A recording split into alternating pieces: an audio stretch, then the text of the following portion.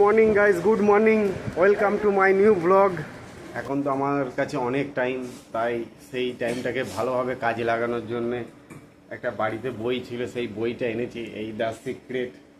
ঠিক আছে, এই বইটা আজ থেকে 10 পাতা করে পড়বো। ঠিক আছে, বড় বড় ব্যক্তিরা বলে যে বই পড়া উচিত, অ্যাটলিস্ট 10 পেজ তো পড়া উচিতই।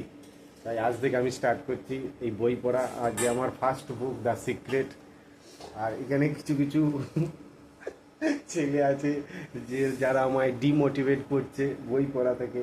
আমি বইটা বের করেছি, তা এমনভাবে দেখছে মনে হচ্ছে বিরাট মানে কিছু একটা রহস্যের বই বার করে ফেলেছে। এটা অ্যাকচুয়ালি রয়েছে রহস্যেরই বই, কিন্তু ওরা ভাবছে গল্পের বই।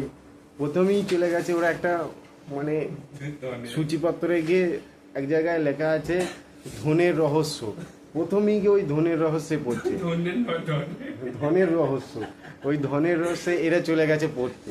প্রথম সূচিপত্র অনুযায়ী প্রথম থেকে তো পড়তে হবে, তবে তো এই বইটার মর্মটা বোঝা যাবে। কি বলবো বলো এদেরকে। চলো শুরু করি আজকের পড়া।